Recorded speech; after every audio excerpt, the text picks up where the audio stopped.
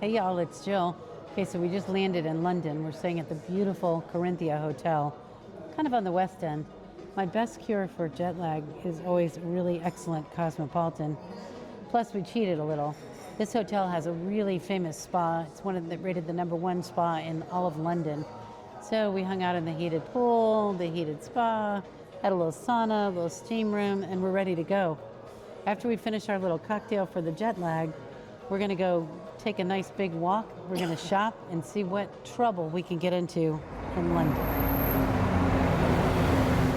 We're right across the street from the Royal Horse Guard Hotel, which is pretty famous insofar as it's a staple in the palace.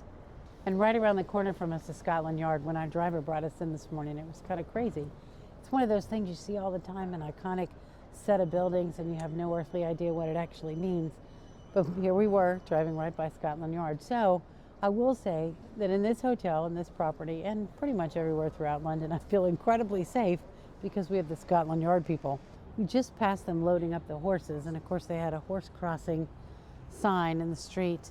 And we're again right down the street. The Horse Guard Hotel is right there on the right, which you can sort of see in the frame. But this is all kind of cool. Like I said, we're probably in the safest place in all of London, and we're happy to be here. We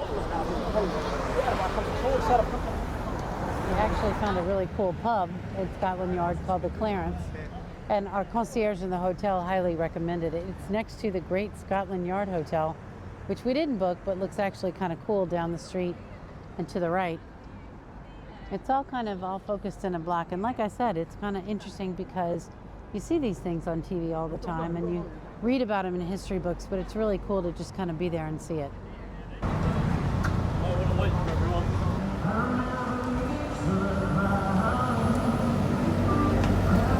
So we're headed towards Trafalgar Square, which is kind of cool. When we drove in, we saw it this morning, but it really doesn't do it justice.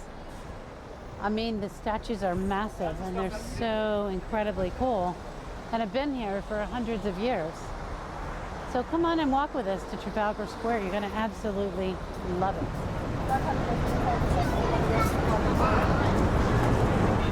So here we are in front of the National Gallery.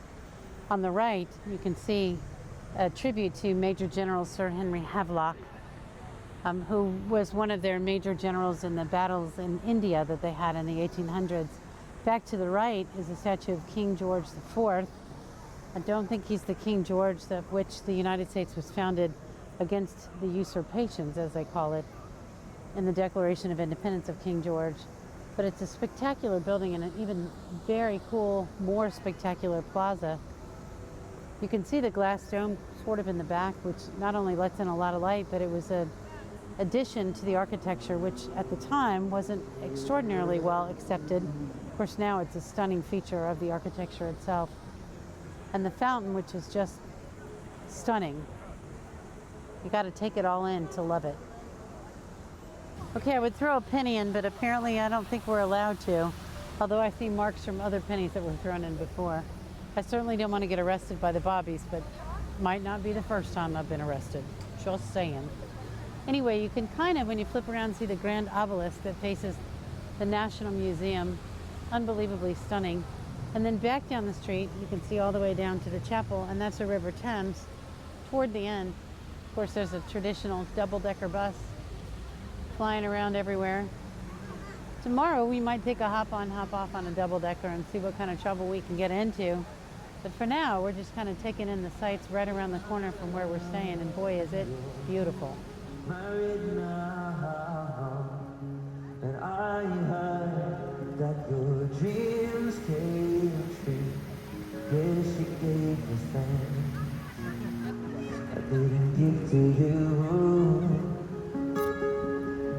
An old friend, why you so shy? Ain't like you to hold back or hide from the light. I hate to turn up out of the blue uninvited, but I couldn't stay away, I couldn't fight it out. Oh, just in my face, that you be reminded that for me isn't over.